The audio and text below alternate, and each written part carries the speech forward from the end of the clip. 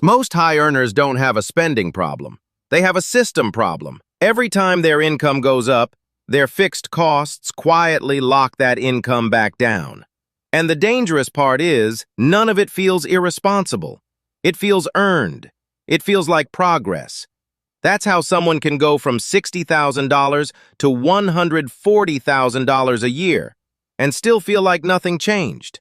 Same stress, same pressure, just more expensive. And if you don't understand what's actually happening here, your next raise won't make you wealthier either. It will just upgrade your obligations and reinforce the same cycle at a higher level. Most people think income creates freedom. It doesn't. Margin creates freedom. The gap between what you earn and what you've committed to spending every month. That gap is where flexibility lives. That gap is where options exist. And here's the problem. As income rises, that gap should expand. But for most high earners, it doesn't. Because their lifestyle upgrades faster than their financial structure. Their commitments grow silently. Their flexibility shrinks invisibly.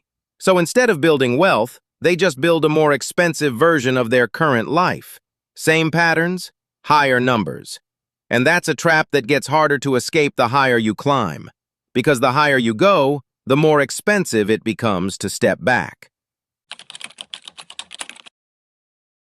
Take Daniel, 34, works in tech. Income, $140,000 a year. 5 years ago, he made $60,000. Back then, his life was simple. Lower rent, fewer commitments. Every expense required a decision. Every purchase had friction. Every upgrade had to be justified. Today, his life runs on autopilot. Decisions are pre-made. Spending is automatic. Rent is higher, locked in. Car payment, fixed. Subscriptions, invisible but constant. And here's the shift most people miss. Daniel didn't just increase his spending. He converted flexible income into fixed obligations. And once money becomes fixed, it stops being wealth-building capital. It becomes maintenance. It becomes something you have to keep feeding. This is where it gets dangerous. High earners don't feel like they're overspending because each upgrade is small and justified. Better apartment? Makes sense. More convenience? You earned it. Nicer experiences? Why not? Nothing feels excessive. Nothing feels reckless. That's exactly why it works. But here's what's actually happening under the surface. Every upgrade raises your baseline. And once your baseline rises, going back feels like failure. So your spending doesn't just increase, it becomes psychologically locked in. It becomes part of your identity.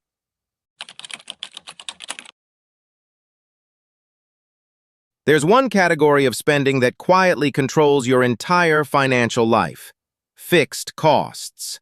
Rent, car payments, subscriptions, recurring lifestyle commitments.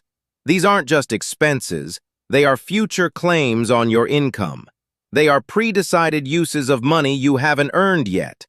And most high earners increase these faster than anything else because they feel stable, because they feel manageable, which creates a dangerous equation. Higher income, but less flexibility. More money coming in, but less control over where it goes.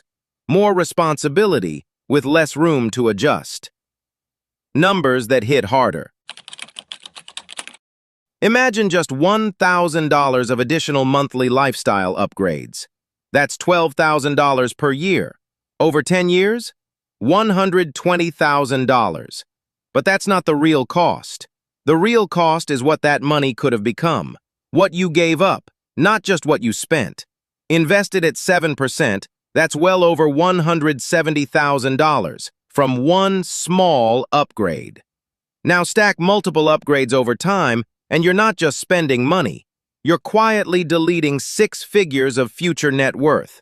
Not in one decision, but through a series of reasonable ones.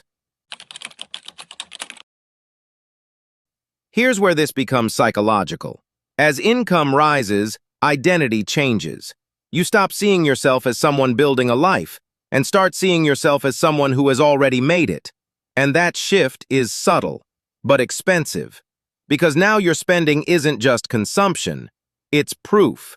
Proof that you're successful, proof that you've progressed, proof that you belong at this level, which makes cutting back feel like losing status, even when it's the smartest financial move you could make, even when it's temporary.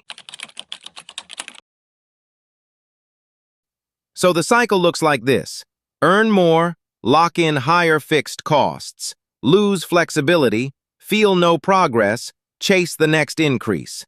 And because each step feels reasonable, the loop never breaks. It just scales. You don't feel trapped, you feel motivated, but the outcome stays the same.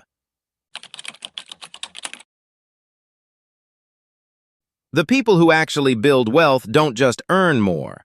They control what scales with their income. Specifically, they separate income growth from lifestyle growth. That's the entire game. That's the entire game. That's the leverage point. That's the difference. Not extreme frugality, not deprivation, just controlled expansion. Here's what that looks like in practice. Rule 1. Fixed costs grow slower than income. If your income increases 30%, your fixed costs don't. They stay controlled. Rule 2. Raises are split before they're felt.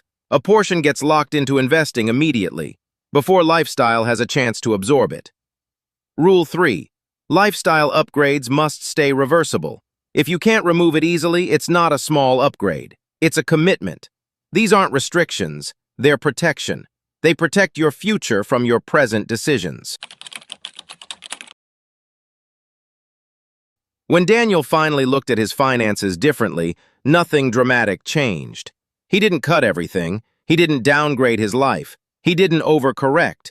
He just stopped turning income into obligations. He slowed the conversion. He questioned the defaults. And that changed everything. Because for the first time, his money started building space instead of consuming it. High income doesn't create wealth. It creates opportunity. What you do with that opportunity determines everything. Not the size of the income, but the structure around it. Because if every raise becomes permanent spending, your lifestyle grows. But your freedom doesn't. And over time, that difference becomes everything. If you want to build real financial freedom, don't just track how much you earn. Track what you've locked yourself into. Track your obligations. Track your commitments. That's the number that actually controls your life. Not your income, but your constraints. And if this shifted how you see money, subscribe. Because this is where most people get it wrong.